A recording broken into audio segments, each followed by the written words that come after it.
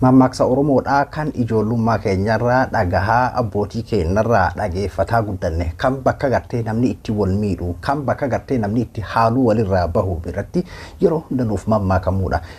Mammaakni sun maalinni kan dhiiga si obaase aannan obaasii mammaaka jedhudha. Oromoo keessatti mammaaka beekamaadha. Isa kana qabatamaan har'aan tan ammoo agarreeti jirra. Eenyu irratti kunoo.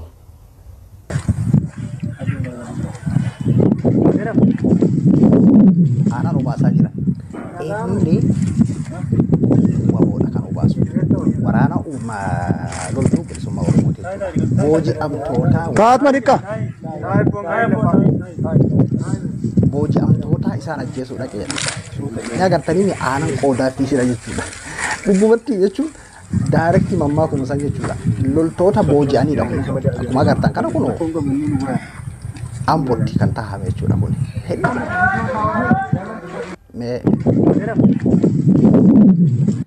Akkuma agartan kana jechuudha. Loltoota isa ajjeesuudha kan dhiirota isaanii yeroo obaasanidha. Meefa viidiyoo guutuu isaa isin agarsiisa. Akkasuma ammas abbootii gadaa karrayyuu kan dhiheenya kana baatii sadii dura jumlaadhaan ajjeefaman mootummaa naannoo Oromiyaatii warra ofiin jedhu bilisiginnaa Oromiyaatiin waan jumlaadhaan ajjeefaman jechuudha. Har'a guyyaa 100ffaa isaanii kabajanii akka waggaadhaan nuuf kabajamu akkasuma ammas garri afuufuu jechuun gadda isaanii xumuranii kara falatanii akka sirna gadaa kan isaanii ittiin buraniitti jechuudha.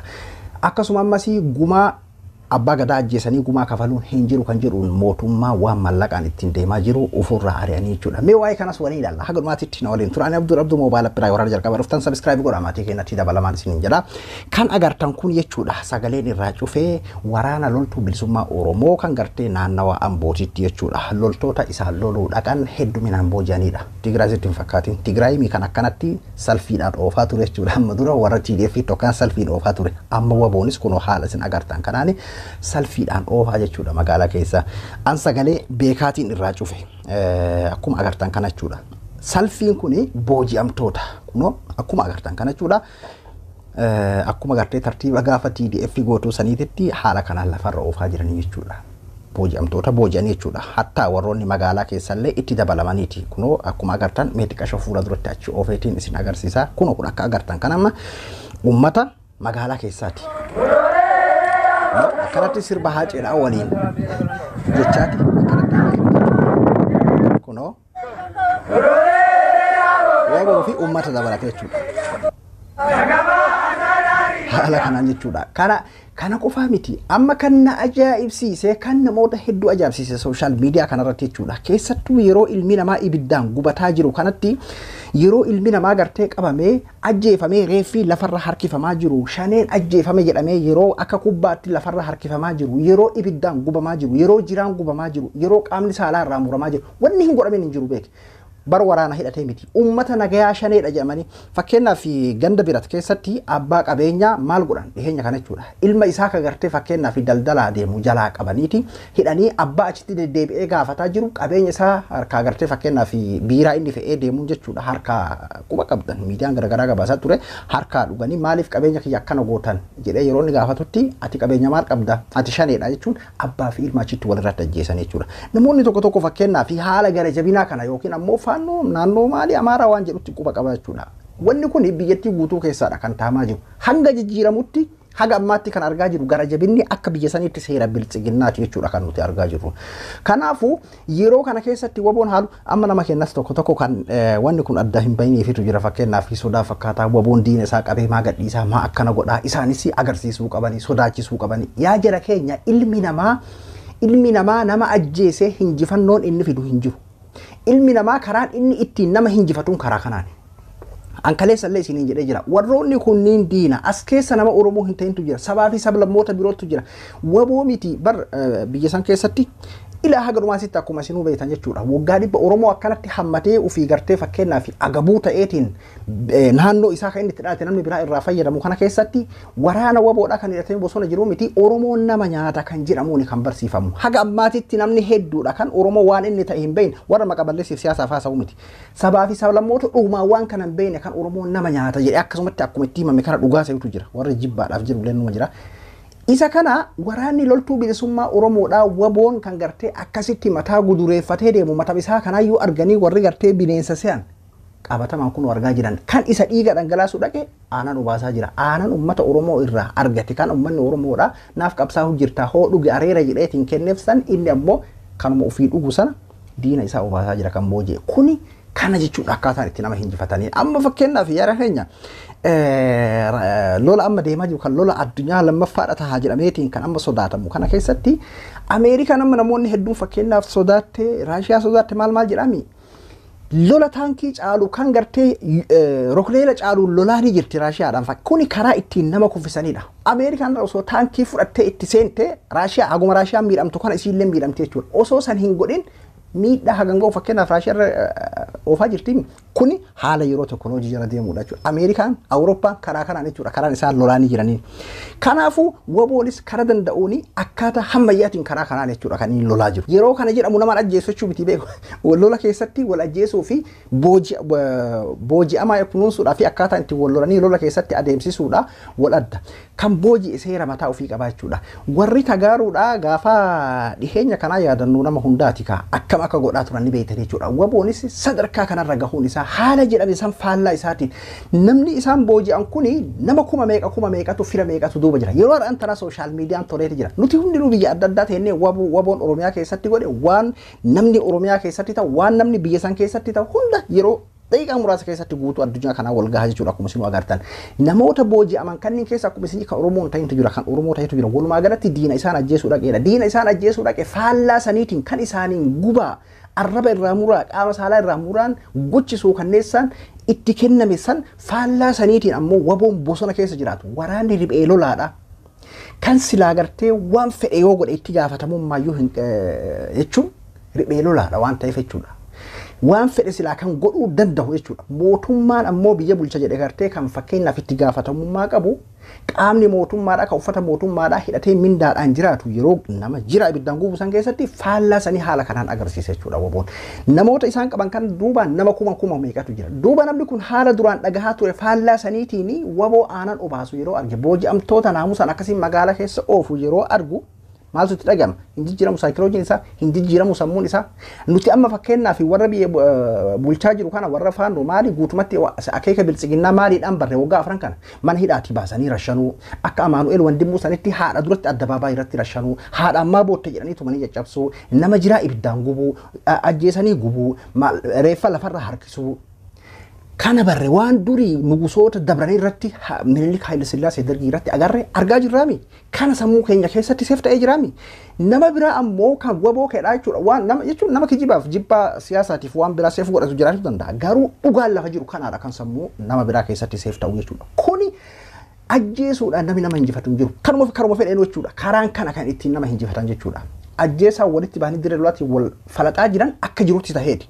Yeroo namni hagana gahu booji'amu dachaa kanaatiin ammoo akka ajjeefame beekuu qabdan sanillee joogaan ajjeechaa namni tokko fakkeenyaaf waboon akkamitti waan qabe gadhiisaa hin tuffatamaa akkas nutti akka nuuf fakkaatami nuti akkasi fageessine yaaduu dhabuu irraa akkas nuuf fakkaata malee karaan ittiin namni kuffifamu karaa kana jechuudha. Haga ammaa bar waan dookumantarii fiilma adda addaatiin hojjetamu malee waboo maqaa balleessuudhaaf yoo ta'e malee dhugaa dubbachuufi hin agarre waan dhugaadha waan kan warra akkana hojjette waboon kan jedhamu jechuudha. Namuma nagahaa kan biyya keessa jiru ati shaneedha ati maalidha jechuudha. Waa meeqa irratti hojjetaa jiran sammuun nama waan amma namni beeke humnaan sodaachifte qawweedhaan sodaachifte akkasitti ta'aa jiru kana laalina dhugaan jiru garuu kun akkuma waboo kana jechuudha. Hatta loltoota booji'eeyyuu akka kana godhaa jira. Namni nagayaa ammoo akkam ta'aa jira Oromiyaa keessatti. Waboon ati shanee deeggarta jechuudhaan ati waboo nyaachifte jechuudhaan keessattuu iddoo waboon keessa socho'u keessa namni nagayaa akkam godhaa jira mootummaan ka jedhu laalaati waboon ammoo akkam godhaa jira ka jedhu laala. Diinni illeen akkasuma. Namoonni har'a booji'aman akkasitti aanan obaafaman kuni akkasuma isi tufuuzoo nama kuma lama kuma sadii nama kuma meeqa of duubaa qaban jechuudha. Namni kun hundi isaa sammuun isaa jijjiiramtee jirta. Maalitti waboon maal akka ta'e baree jira. Waboon kana keessa ammoo ni dagaagaa jechuudha. Akkasitti hubachuu qabdan. Asumaanuu humna waboo argitanii jirtan. Humna inni booji'e kana kun agartanii jirtanii miree akka jiru galaana jechuudha. Galaana kana booji'ee jira. Waboon akka jedhamu san osoo hin taane akka gaafa dhiyoo gartee Dr. Hangaasaan jedhame san kuma magaalonni meeqatam harka waboo akka galte asirraallee hubachuu dandeessan jechuudha. Dhugaa dubbachuuf kun Oromootti kabaja guddaadha horaa jechuudha.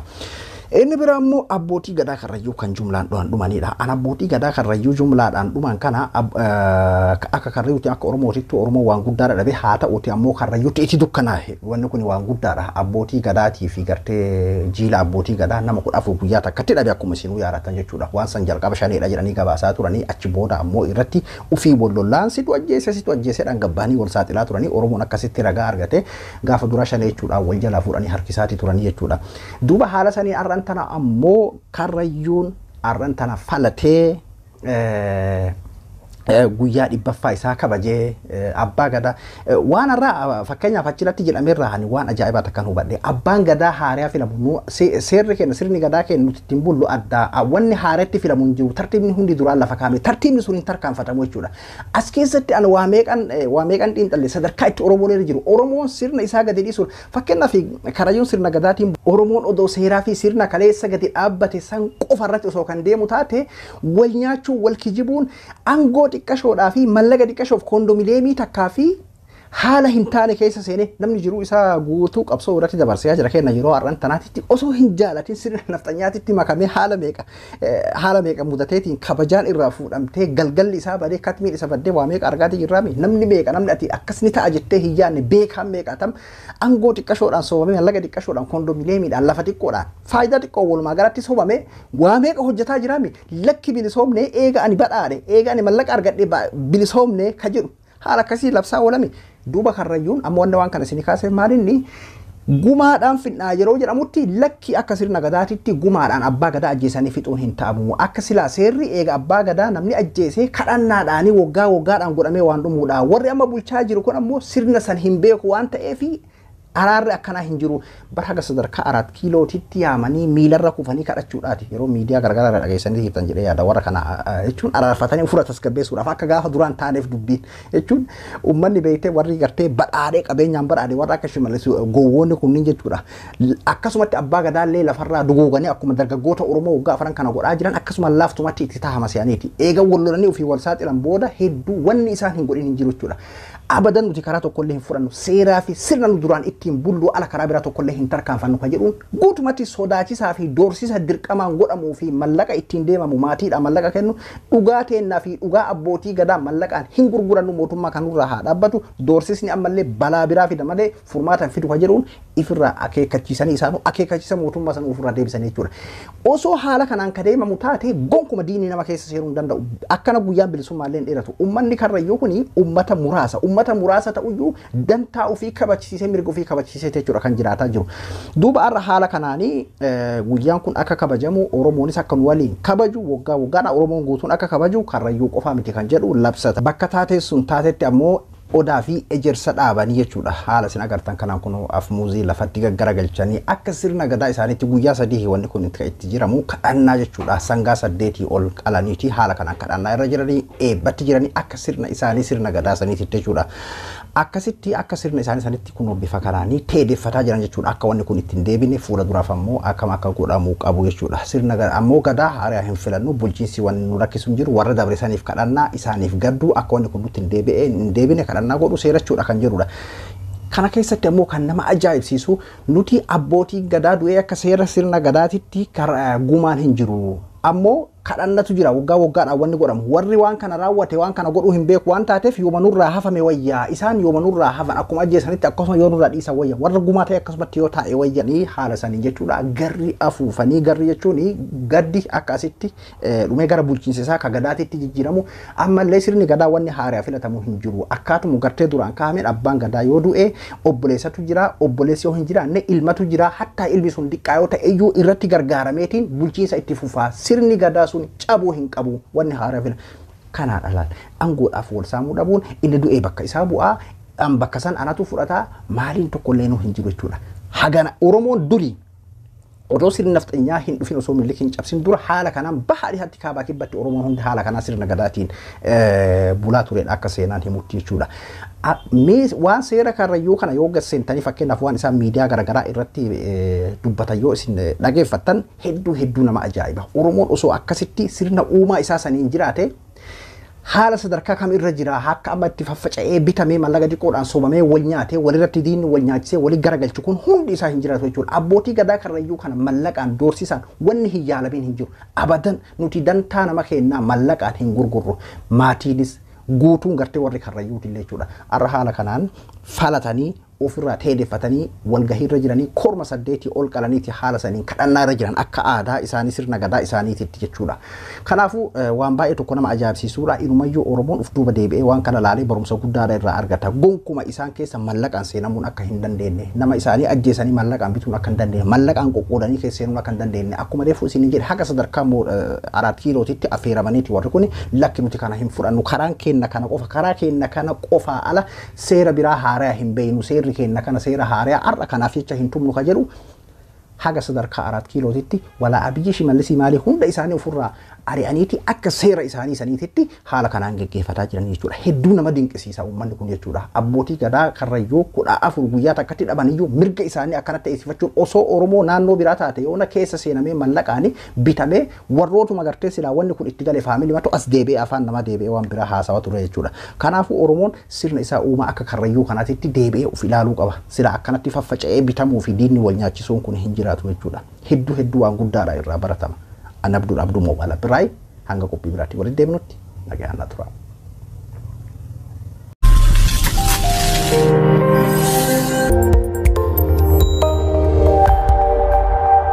Audio Jump.